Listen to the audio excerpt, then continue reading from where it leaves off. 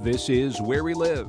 I'm John Dankosky. The governor and legislative Democrats have reached a deal on a fix to the $1 billion budget hole. They're looking for a vote on it today. Legislative Republicans might be standing in the way. Meanwhile, in what has become a standard operating procedure at the Capitol, dozens of other important, interesting, and controversial bills are awaiting a mad last-second dash to the finish line. This flurry of budget activity comes amidst a squall of stories about high-wealth residents readying to pack up and leave states like Connecticut and New Jersey for the warm, income tax-free temperatures of Florida. We will consider whether out-migration from the Northeast is happening at a rate faster than rising sea levels on the Florida waterfront. It's the Wheelhouse, our weekly news roundtable. You can join the conversation 860-275-7266. Comment on our website, wnpr.org/where we live. You can also find us on Facebook and Twitter at Where We Live. Joining us, as always, is Colin McEnroe. He's the host of the Colin McEnroe Show on WNPR. Hi, Colin. Good morning, Mr. Dankosky. Also with us, fresh off a long night at the Capitol, Mark Pazniokas, Capitol Bureau Chief for the Connecticut Mirror. Thanks for coming in, Paz. I bring you greetings from your state legislature. Oh, we can't wait to hear what they had to say. And Suzanne Bates is here. She's Director of Policy at the Yankee Institute for Public Policy. Hi there, Suzanne. Good morning. So let's start not at the state capitol, though. Let's start in Indiana, a place where we usually don't start our program. The Indiana primary is over. Bernie Sanders has picked up a few more delegates, maybe too little too late. And Ted Cruz has dropped out of the race. I've said that I would continue on as long as there was a viable path to victory. Tonight, I'm sorry to say, it appears that path has been foreclosed. Barack Obama at the thing on Saturday Night Colin has nothing on the timing of Ted Cruz in that little speech. So first of all, before we get to the big news about Donald Trump and before we get to Bernie Sanders, Ted Cruz dropping out of the race. What do you think? Did you expect that happening after he formed this unbeatable partnership with Carly Fiorina within the last week? Well, it is sort of an interesting thing. I mean, he actually had a very well-run campaign, as campaigns go, right? I mean, everybody agrees it was a professionally run campaign, well-organized, stuff like that. And for him to lose pretty lopsidedly in Indiana, to me the surprise is what is any Republican, any mainstream Republican, to make of that, including the fact that Indiana has become sort of a placeholder for the notion of a certain kind of social conservatism and particularly a rebuking of certain kinds of gay marriage mandates and stuff like that. So this is a place where Ted Cruz would be running with the wind of what the state's known for. So, I mean, every time Donald Trump has a victory, there's some kind of rebuke of mainstream politics. And I think that's what you saw again last night. Ted Cruz should do really well in Indiana if we lived in a world that made any sense, but we don't. We don't live in a world that makes any sense, clearly. And so what does this mean then for Donald Trump? I mean, the story of the last couple of weeks has been, are we going to see some sort of a contested convention? We still have John Kasich in this race. I mean, are we now looking at presidential nominee Donald Trump? Yes. And yes, and that's about it. Yes. I mean, I don't see how it could be otherwise. I'm sure John Kasich is holding his position there just in case something absolutely unforeseeable happens. But the likelihood that Cleveland, I mean, the good news is Cleveland will not be ravaged by hordes of discontented Trump partisans. That's not going to happen. But no, I don't see how he is now the presumptive nominee. He is now what he said he was a week or so ago. He absolutely has this. And I guess the thing that I would say, and Suzanne may have more poignant things to say about this, is, I mean, whatever this is, and God knows what this is, but whatever it is, it's such an enormous sea change over the last 25 years of Republican politics. If you start that clock running at Bush 41 and go from Bush 41 to Dole, from Dole to Bush 43, from Bush 43 to McCain, to Romney. Okay, you can see some ideological slight outliers. McCain's a little bit more of an independent thinker maybe than the rest of them, and Bush 43's administration had a kind of militarism in its foreign policy that maybe isn't quite echoed by everybody else's, including his own father's. But still, there's a recognizable brand there, right? You could pick two or three bedrock principles and say, to one degree or another, they all trumpet those ideas, And this is not going to be the case now. This is simply not going to be the case.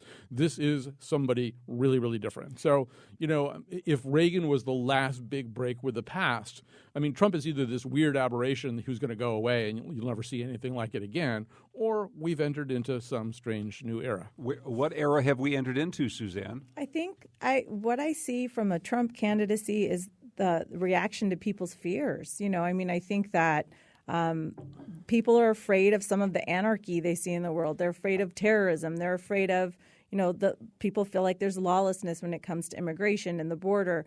And so they're looking to someone who's more authoritarian. I really think that Trump answers that sort of fear factor for a lot of people. So where do all the never Trumpers, the people many Connecticut Republicans, where do they go now? What do they do now? Do they sit out November? They sit out, or they look for a third party candidate. A friend of mine who was a never Trump, outspoken never Trump person, he last night was tweeting about Gary Johnson, who's the Libertarian presidential candidate. I don't know.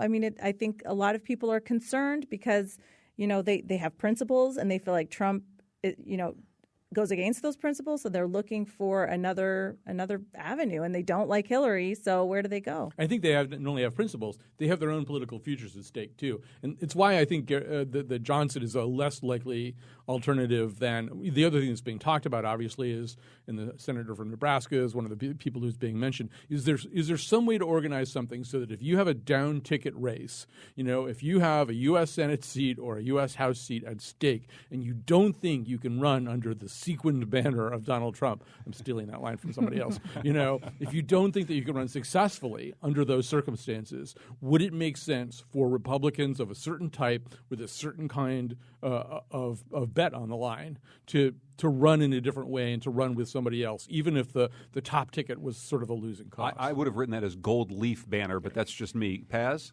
The New York Times had a sidebar this morning that I'm sure that they had been thinking about, waiting for this moment, and it was about the Republicans who are just repulsed by this and will never vote for him. And I quickly scanned it this morning, and the one observation I would make is I did not see the name of a single Republican whose name will appear on a ballot somewhere. Mm-hmm. So as we talk about the Republican Party and Republican officials distancing themselves from Donald Trump, I think you have to put them in two categories. One, the people who will actually be on a ballot somewhere, and you see this in Connecticut, the people who were very free with their criticism of Donald Trump earlier in the year, when Trump would talk about women, when Trump would talk about Muslims, when he would talk about Mexican rapists and all the long litany of things.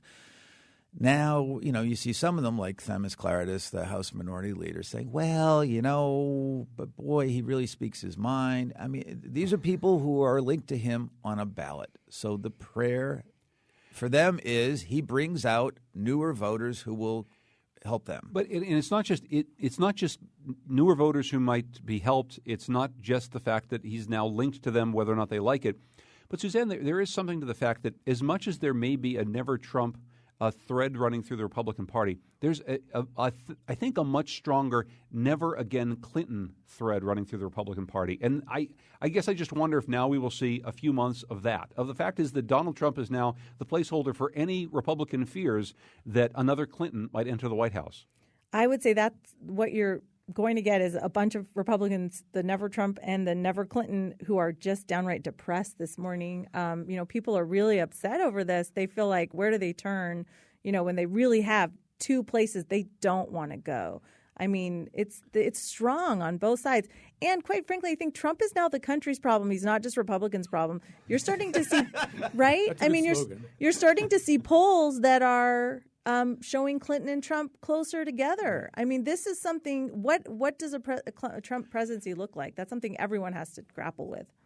I have some important birthday news. Anthony Kennedy turns 80 in July. Stephen Breyer turns 78 in August. Ruth Bader Ginsburg already is 83. On the left and on the right, not everybody, but there will be a certain degree of folks who will say, okay, we have to keep our eye on the fact that the last few presidents, at least the ones who served 2 terms, all get to name 2 people to the Supreme Court.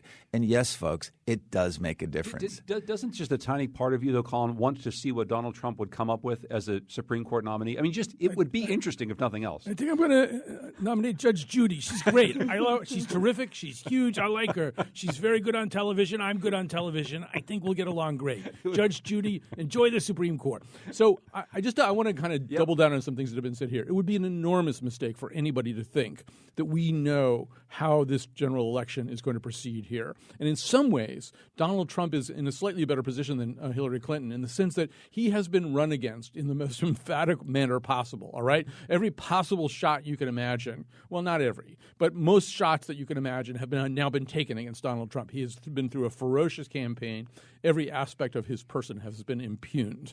So, I'm not saying he's bulletproof as a result of that, but because, in fact, it has been impugned in front of a certain group of people who are not the general electorate. But Hillary Clinton hasn't really had the same experience. Bernie Sanders has run against her on some select issues.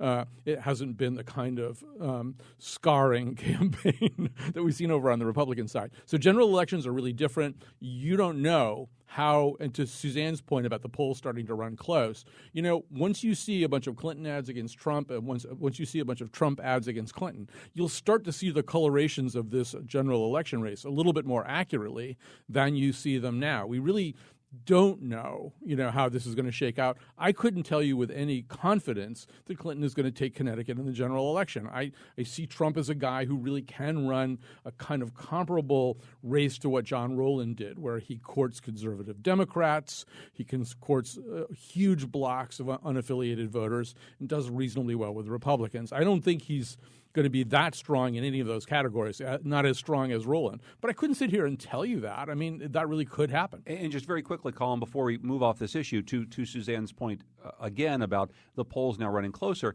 it's not, as they say, for nothing that Bernie Sanders went out and walloped Hillary Clinton in Indiana last night. Now, the fact is that Hillary Clinton decided to sort of sit out a lot of that race. And yes, it seems fairly clear that the nomination is hers for the taking. But that also says something about the Hillary Clinton machine as it moves forward, that she continues to get a real fight from Bernie Sanders, who's been written off by, of course, the press and many in the Democratic establishment for quite some time. Sanders has an interesting choice, and as we head towards Philadelphia, he can do things that will make the Democratic ticket a lot stronger, or he can bleed it. And I couldn't tell you. I mean, keeps talking about he's in it to the last primary vote. Well, that's fine, but at a certain point, there are things that he can do, a whole range of things that he can do, and things that he could do at the convention that would strengthen Clinton's hand. And whether he has the temperament, whether he's in the mood to do it or not, is something I don't profess to know. I can't wait to see the post-convention polls, because right now you're trying to imagine how the voters are going to react to some things that haven't happened. I think these conventions are still going to be hugely important, even if they're not contested. What will be the image Donald Trump puts forward? And then a week later, how will the Democrats play off of that? Can they generate some excitement around Hillary Clinton as the first female nominee for president of a major Democratic party? And meanwhile, Suzette, how excited are all those straw hat wearing Republicans going to be at the convention, all cheering with their Donald Trump signs? What is that going to look like? Well, I really wonder what the Republican convention is going to look like. With the establishment, how he's run so hard against the establishment. Now he's going to have a big giant meeting where they're all invited. I mean, what's that going to look like? I'm going. Interesting. It might be interesting to be at. Suzanne Bates, Director of Policy, the Yankee Institute for Public Policy. Mark Passaniokas, the Bureau Chief for the Connecticut Mirror at the Capitol, and Colin McEnroe, the host of the Colin McEnroe Show on WNPR. Look, we're going to get back and talk about the state budget. It looks like there's a budget deal between Democrats and the governor. Wonder if Republicans are going to get in the way. We'll be talking about the big budget hole. It's coming up right after this break, Where We Live on the Wheelhouse.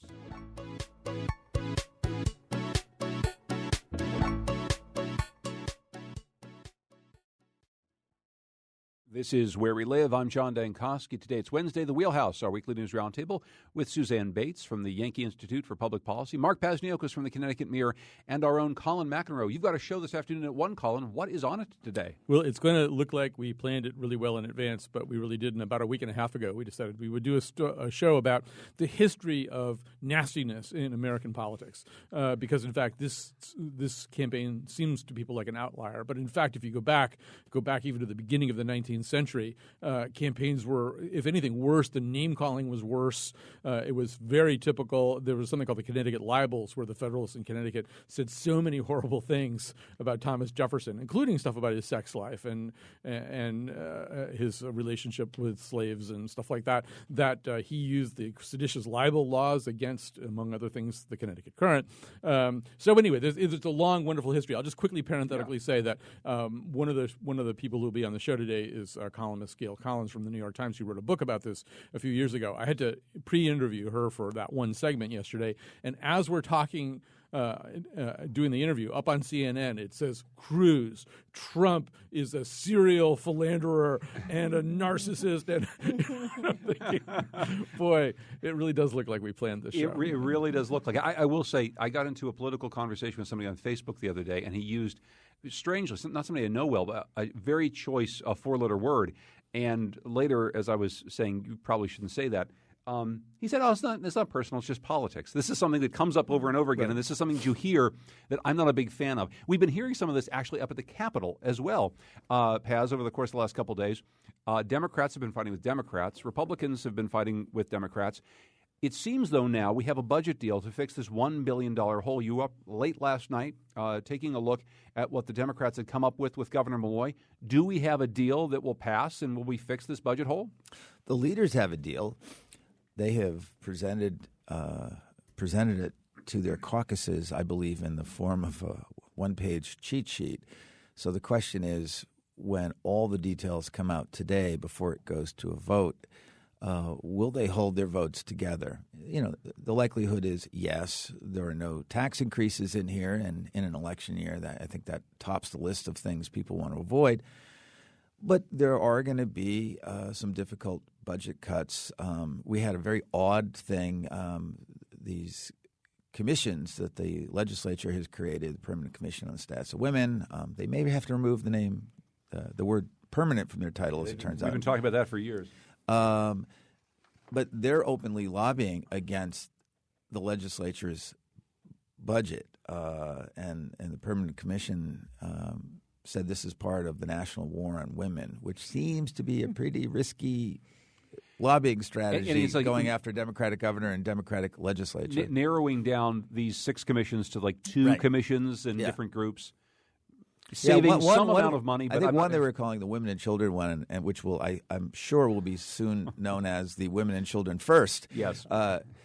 Or simply the Titanic Commission. Yes, well, that's exactly. But hold it. How much money does that sort of thing save? I mean, it's not a lot, but the legislature wanted to kick in. They're also talking about shedding some professional staff from the Program Review and Investigations Committee, which I think most people would acknowledge is an unfortunate thing. But that's where we are. There's $800+ million in cuts off of a $20 billion budget that was adopted last June for the second year of the biennium, which begins July. Since taxes are off the table, this is what you got to do. The governor seems satisfied that there's a minimum of gimmicks in this because he has his eye on this budget as well as when they come back in January and have to continue working on what are now projected deficits. Every dollar that's a real cut in this budget is a dollar you don't have to cut next January. But you say a minimum of gimmicks, but there are still some gimmicks in it. I mean, the Democrats in their plan, the one that Malloy didn't like so much, had all sorts of deferrals of tax breaks for companies. We'll give you a bigger one if you don't take it now. They threw that out. They threw that out. So the bigger gimmicks, if you will, are out. Again, we have not gone through this budget in great detail because it does not exist in great detail, or it didn't as of 1 o'clock this morning. And that's not a terrible surprise. I mean, just from what you know about what we have here, Suzanne, I mean, what do you see? So the Democrats have a deal. We're going to have probably the 2,600 job cuts at the state level that the governor was planning, plus some, and we don't know how many more. So we're shedding a lot of state workforce. What do you think? Right. Well, and we're cutting municipal aid. We're cutting, the budget cuts, transportation funding. It seems like it's at least cutting kind of everybody's favorite thing, right? I mean, and those commissions, it's just a few $1 million, but they were essentially lobbying arms within the legislature. I mean, in terms of most important things to keep, they probably weren't on that list. But But it's an ugly year, and you could feel that at the beginning of the year. Since I've been up there this session, I mean, everyone's kind of depressed. It's not a good year. They knew going in, and then as in years past, the revenues have eroded over the year. It's gotten worse, not better. And so, I mean, they're filling this $1 billion hole. What's that hole going to look like next April? It could, this same fiscal year, it could be even higher. I was just looking at the consensus revenues the other day, and this year, April to last year, April, our income tax takes are the same. We're taking in the same amount of income tax, even though we raise taxes. Some of that has to do with capital gains, but it's also, we'll talk more about outmigration later, but I think that's also, part of the issue here. We have some real problems in the state. So much of what's being done here, and it's hard to talk about it specifically in the absence of an actual budget bill, and also, unlike past, I haven't been going up there. Although Suzanne and I, we're going to do this horrible thing, and the press corps, we always get dirty looks, those of us who kind of parachute in on the last night after these poor people have been sitting up here on the firing lines for months on end. But I think so much of what's being done, too, has a political calculation to it.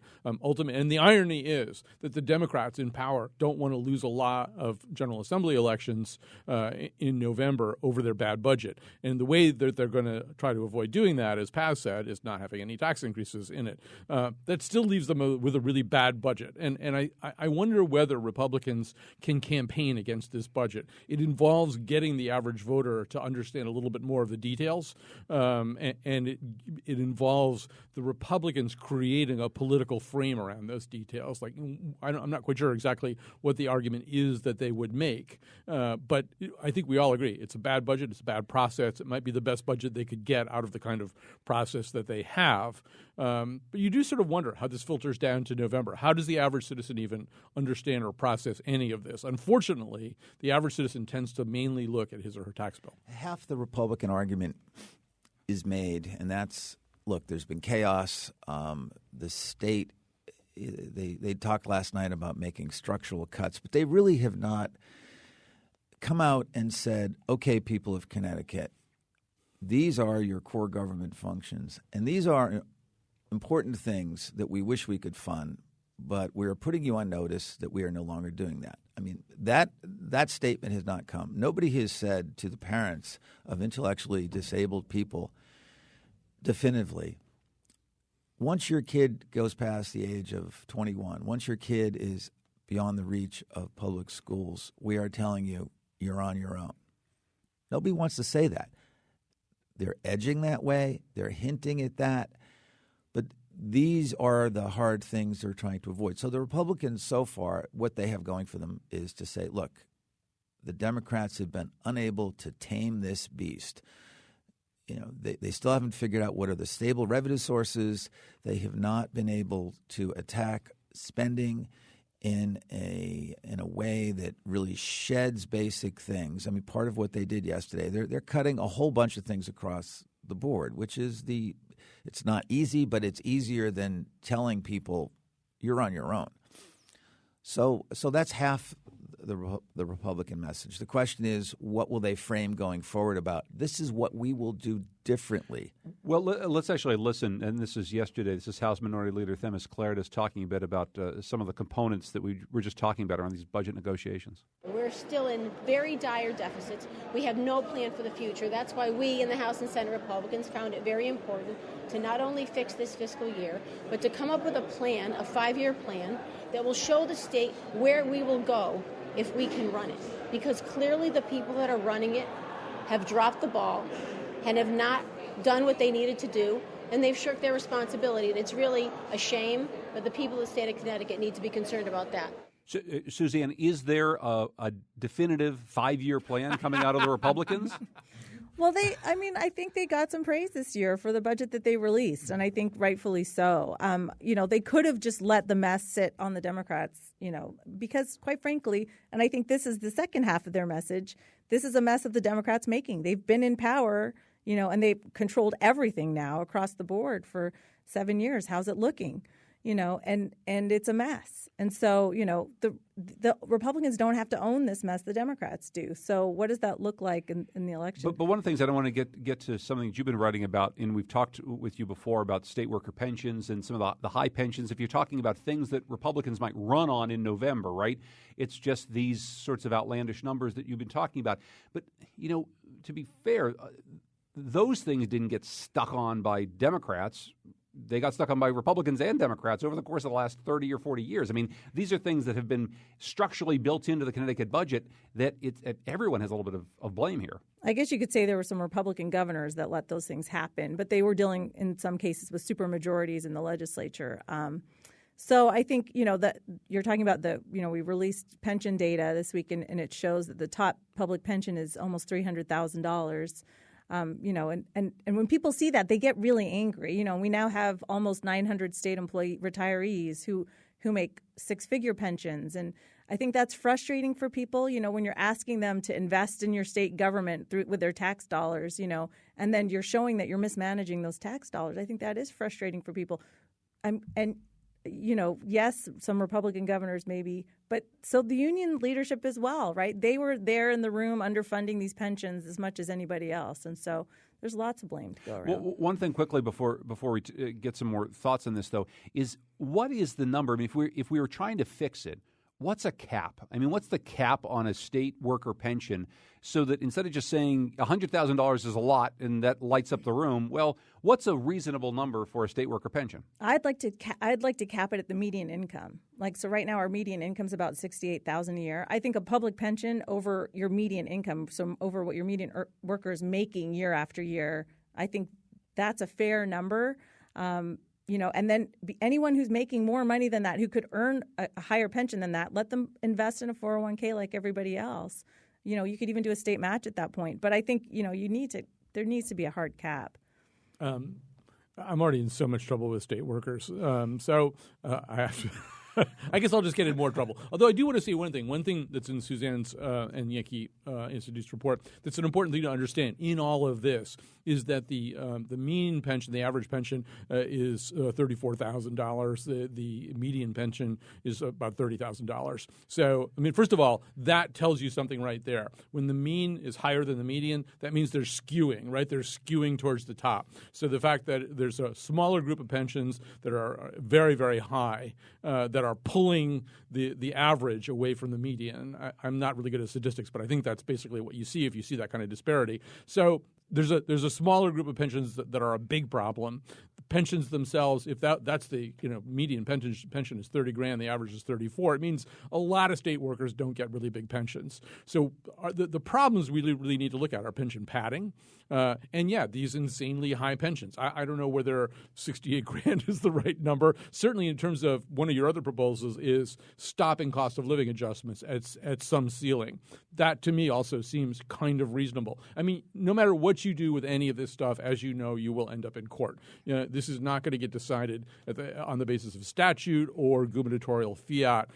You'll wind up in court. But, I don't see how, in the climate that we have right now, with the kinds of horror shows that go on at the end of every legislative session. I mean, last legislative session, people were depressed, too, because the budget, was such a grisly process. I don't see how you don't put a lot of solutions, a lot of ideas on the table, and that's one of them. And one of the things they were talking about last night, and they're starting with non-union management people, they are talking about capping pensions and things like that. But to your point about the cost of living increases,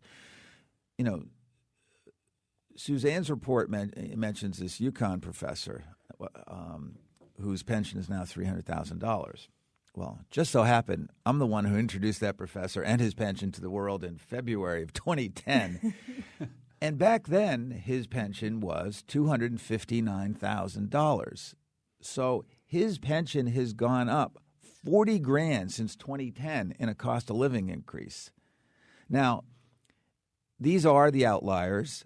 There have been pension improvements under Governor Rell and under Governor Malloy about making people work longer. The multipliers are not as great. Tier 1, which is the rich pensions, which is the real financial problem Connecticut has now because that is unfunded. That was an incredibly rich system. The benefits are – there has been this pressure to make the benefits more affordable, but there still are these outliers. You know, when I did that story in 2010, the previous year, there were 110 state employees who retired in 2009 with pensions of at least $100,000. And there had been an early retirement incentive there, so that boosted the figure, probably by a third. And they were led by this UConn professor whose pension that year was $259,800. And I remember my wife, because I had all this stuff on a spreadsheet, and I said, "Oh, this guy's pension is going to be $20-something thousand a month." And my wife said, "No, you're reading that wrong." I said, "No, it's sure a month." Enough. Okay, so that is one piece of it. And again, later on in the program, we're going to talk more about this notion of out-migration and whether or not high taxes in Connecticut and uncertainty of the types that we're talking about are forcing people out. But Suzanne, look, when I had the governor in most recently, I said, Mark's colleague Keith Phaneuf has done all the numbers just as we all have, and we've looked at this, and there's almost no chance that we solve this budget crisis with the sort of cuts that we're talking about, long-term structural cuts.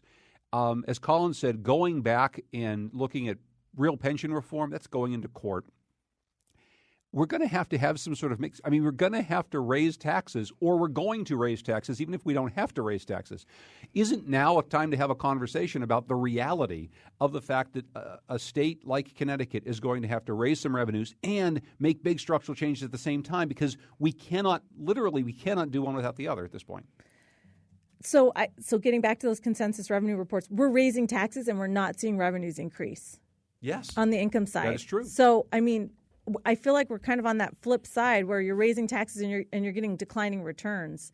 It's going to be very difficult. Where do you raise taxes? People, I mean, the trust level among people, especially these high net worth people, is so low for state government. I mean, if the kind of structural reforms they would have to make to convince people they were serious about it, do they have the political will to do it? I've been trying to find a moderate Democrat. If there's one out there, talk to me, who is willing to take on pension reform. They're on Craigslist. You in a meaningful way. I will put an ad out. I am trying to find people who are willing to take on pension reform in a meaningful way because, Governor Malloy said he did enough in 2011. He didn't. More needs to happen. But it's been so hard because the labor movement is very strong among Democrats, and it's very difficult to convince, even a moderate Democrat to go against that power. I'm actually asking Tucker Ives to search moderateDemocrat.com and see if that's actually a thing, Colin. You swipe left. I believe if you look on Tinder, you can find it. I guess the one thing that I would say about this, I mean, there's so many things to say about it, but one thing that I think probably need to do, remember how we were going to do generally accepted accounting principles, and that was like impossible. Oh, yeah, that's Forget right. about that. But I think one nice accounting principle would be whenever we talk about state employee salaries, you can go on Sunlight, which is Suzanne's group's site, and look at state employee salaries, and you can look at pensions too. But in general, our discourse about this, whenever we talk about a state employee salary, we should probably project out the pension too. Like, what does this person really cost? And I'm not saying that state employees because I hate you or anything like that, but just simply, it's not simply a case that we're paying you $82,000 a year to do your job. That may be a completely reasonable number to pay you. Your job may be very important. I'm not suggesting any of those things. But the reality is, what's it going to cost to keep you on the books for your probable lifespan post-retirement? That's the real cost of you. You cost more than $82,000. And I just think, we don't talk about it that way. We probably need to talk about it that way. These are personnel costs that are not, for the most part, mirrored in the private sector. And so we've got to understand them better. Well, and we're cutting spending. We're cutting services. I mean, last year we cut services and raised taxes by a significant amount. When you're having to do that in times that are, for the rest of the nation, economically good times, or at least relatively good, that is alarming. We should be alarmed by that. And there was some great reporting this week in the Connecticut Mirror about what it's doing to our research at UConn. I mean, this is affecting our ability to meet the needs of people who are intellectually disabled. Our state employee costs it's affecting our ability to give those services that people need. Marty Looney last night. Marty, of course, is the Senate president. People on the left who think taxes should go up on the rich is a matter of economic justice. should take heed. Senator Looney talked about the volatility of the tax base, that the higher you go up the income ladder, and set aside the argument about how real is it that people will flee the state strictly because of taxes. Whether or not you believe that's true, it is undeniably true that the more you rely on a smaller and smaller number of people, and in Connecticut, it's about almost a third of the tax base we get from 1% of taxpayers. If a couple of those folks go, if a couple of those folks don't take don't take capital gains and pay taxes on it, it affects the taxes wildly. So Senator Looney last night, when asked about raising taxes on the rich, because there are people on the left pressuring him to do so, he pointed out that the last time they did that, they brought in roughly $1 billion less in income tax revenue than had been projected, and that is one of the root causes of the crisis we have right now. On this issue, let's just get to Peter in Stamford quickly. Hi, Peter. Go ahead. Yes. Well, there's you have to look at the forms of income. There's the residential. I'm no economist or anything, but you have a residential form of income, and you have the industrial form of income. Industry is basically leaving this country. It's been leaving for 30 years. I live in Stamford, and I remember I grew up in Greenwich, and I remember Yaletown and Locke. I remember Maclet. I remember Singer. I remember Pitney Bowes, Clairol. Those are five I can just list off the top of my head. And in Stamford, I'm sure in other, Waterbury, Bridgeport, New Haven. Sure. There have been, companies that have just industrial bases leaving. So where are we going to get our tax? Where are we going to get an income stream coming in? Well, I'll tell you what, Peter, thank you for the phone call. Here's what I'm going to do. I'm going to take a break. When we come back, let's talk more about this, not just industry leaving Connecticut, but also the question of, are people going to leave? Those high tax payers, those top earners that make up a lot of the tax base of Connecticut and places like New Jersey. There's been a lot written about that recently. We're going to talk about out-migration and also a few of the other bills that may or may not pass in this legislative session. This is coming up next in the Wheelhouse, Where We Live.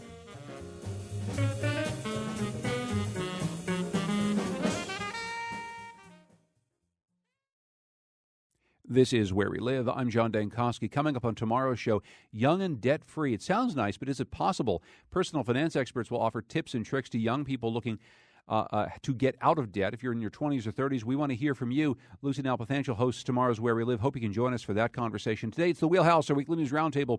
Colin McEnroe from the Colin McEnroe Show, Mark Pasniokis from the Connecticut Mirror, Suzanne Bates from the Yankee Institute for Public Policy. We've heard a familiar story in the Connecticut news recently in an op-ed. A local resident, an Avon resident, recently a retiree, writes about the desire to move somewhere like Florida. He says it's not about taxes early in this piece, and then goes on to say it's actually, about taxes. This came after a New York Times piece about the same issue, but only with a bigger fish, a guy named David Tepper leaving New Jersey, a guy who's a hedge fund manager who has so much money in his personal wealth that indeed it may tip the balance of the New Jersey state budget. Now, yesterday I spoke with Democratic candidate for U.S. Senate in 2006, Ned Lamont, former gubernatorial candidate. He called himself Greenwich's token Democrat. We're going to air a full interview with him next week, but I wanted to share something he said about the Connecticut economy and the out-migration from the state. But it is something we've got to focus on as a state. Unfortunately, some of the guys you may not like the most, hedge funds and the investment companies and the rich guys are very mobile. And when Thomas Petterfee leaves the state and goes to Florida, he takes with him probably $50 million a year in Connecticut state income tax revenue. Yeah, and Petterfee is another Greenwich resident, one of these high wealth people. So, Colin, here's the thing. And I read this piece in the Hartford Courant, and I'm of a couple minds about this. One is, it seems structurally impossible that we would construct a system when someone of very high wealth could leave and it would actually sink our budget. We'd have to call in a special session just to raise the money necessary to pay for everything with that guy leaving. On the other hand, there's a little bit of what sounds like a whine from some people who are maybe not the hedge fund managers, but who say, I'm being forced to leave and go to Florida. Well, people have been going to Florida for 50, 60 years to enjoy the sunshine and to, play golf.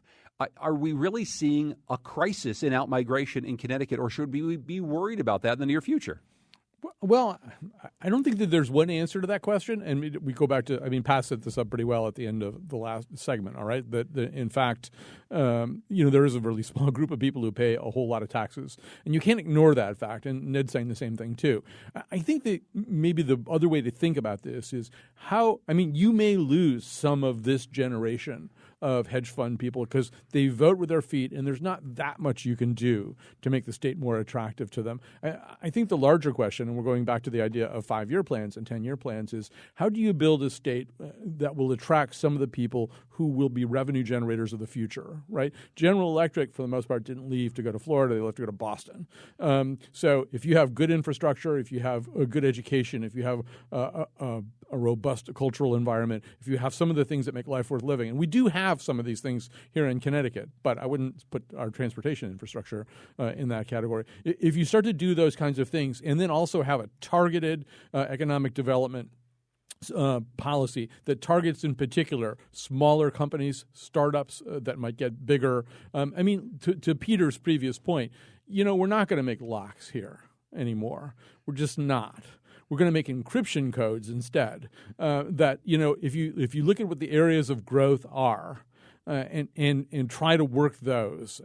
That's probably better than trying to figure out how to keep a hedge fund guy from Greenwich from spending 184 days or whatever the limit is in Florida. So, I don't know. There may be ways. Kevin Sullivan apparently, is at least considering sending them all fruit baskets and stuff like that. But there may be ways to do that. But I think it's better to have a really robust economic strategy. We've got that a little bit. Identifying biosciences and stuff like that as maybe a growth area. That wasn't as dumb an idea as paying a lot of other companies essentially bribes to stay here.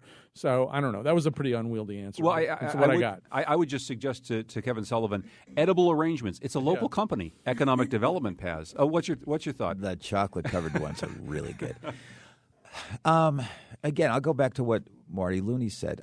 There is a realization that Connecticut may be at the outer limits of what you can do at the top end. Connecticut's top income tax rate is 6.99%. Connecticut always looks at New Jersey and New York because we don't compete with Florida. We're never going to compete with Florida. But the goal has always been, can we keep these people who have reason to be in the Northeast, who are centered on Manhattan perhaps, can we keep them on our side of the border? But the last time they raised the top rate, it was a different kind of increase. It was $1 is taxed at that 6.99%, not your first 100,000 are taxed at a lower rate and up it goes. So again, the left politically is going to have a really hard time pushing for more revenue on the top end because of that volatility issue. Suzanne? Well, and to go back to Massachusetts, they have a flat, 5% income tax rate, and they have a much healthier looking balance sheet. So I think there were some fiscal reasons, when GE was looking at Massachusetts. They tax investment income, though, much higher than Connecticut does. They do. Their capital gains, But we also, to compare us to New York, we have a much broader base on income, and we tax a much broader base than New York does. So our rates are actually, much closer than we think they are. I think part of it is, when you talk to people with high net worth, even these, this guy in Avon, this trust, I think the trust in state government, again, it gets back to, are they managing the money I'm giving them well? If you're asking a lot of these people and then you show them a state government that is a constant fiscal mess, I think that's a hard ask to make, and stay here. We have a lot of great things. There's a reason I'm here. There are a lot of great things about Connecticut, but are we, the rhetoric that a lot of these people hear too is, fine, leave, get out. That's not healthy. I don't think that's a healthy thing to say to people just because they have some concerns with how things are being run. No, but I don't think that we can overstate the point that people have indeed been leaving for Florida for a very long time for a lot of other reasons. And, Naples, Florida is right now – Naples, Florida, where the gentleman wants to go, literally the town managers there, they don't believe climate change is happening. Although if you look at any maps of South Florida, you'll see that Naples, Florida is in trouble. There's a lot about Florida not to like, too. And I asked the governor about this, Suzanne. Where are people going to go? If they want to go to Florida because they're not going to pay an income tax after having made a pretty good living here in Connecticut and probably sending their kids to pretty damn good schools here as well. What do you say? I mean, haven't people been leaving for Florida and South Carolina for years? They have, but the tempo has picked up dramatically. So if you look at outmigration data from the IRS releases this data, it's really interesting. And if you look at like all through the 2000s, early 2000s, 1990s, we were losing about a net loss of about $500 million a year. In the years after the 2011 tax increase, we went up to $1.8 billion net loss in taxable income. And they show you, what tax bracket people are in. And it was mostly high net worth people that were leaving after 2011. 2012, it was like $1.5 billion. And then 2013, it was $1 billion. We're losing a lot of taxable income. The tempo of people leaving has increased dramatically. And very quickly, Scott in Hartford, do you have something along these lines? Go ahead. I do, yes. It's not just hedge fund managers and rich people who are leaving. It's also middle-class people and solid middle-class people who have technology jobs that can work from anywhere. And they are going. I know people that have gone to Florida, Texas, Arizona, Nevada, the Mid-Atlantic states, the Midwest. And when they go, they still have their job here. They're just not paying Connecticut state income taxes. And you were very incredulous that people would leave because they thought the quality of life just couldn't be matched anywhere else. So you've talked to those people.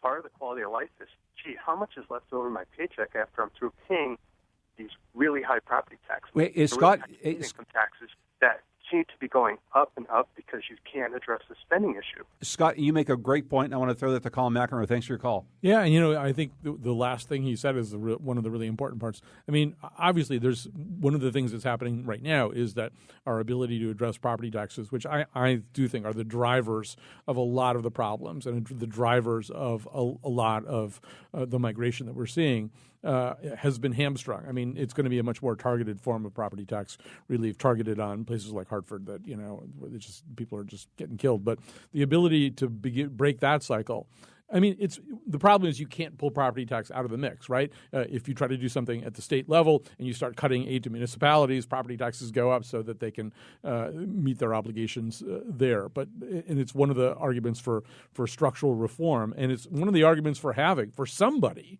having a 5-year plan. Paz, we just have a couple minutes left, and I want to ask you, are we going to see a vote on the Second Chance Society proposal that Governor Malloy has been sort of waiting on? There's a lot of things in the wings that we haven't really had any time to talk about because of the budget. I don't believe there'll be a vote today by the midnight deadline. I do believe you will see a one-day special session early next week where there will be some leftover things, despite the claim last night by the leaders that they would try to get everything done today. That appears to be physically impossible to do. Not only is the governor's second chance proposal an important policy change, it also has a fiscal impact. There's a savings in there of something like $16 million a year, so that's yet another reason to make sure they do that. Are there other things like this, things that really are important, either the governor or legislative leaders have been pushing for, that may not get done today, may have to go to a special session, or may just not be voted on at all? It's a very short list. The budget, unlike other years, the list of other must-haves is pretty damn small. I think you may see an effort in special session to put a constitutional amendment question on the ballot about how we sell land. There's a real push at the Capitol to do a constitutional amendment that would make it more difficult for the state to sell land. It stems from a controversial land swap a few years ago.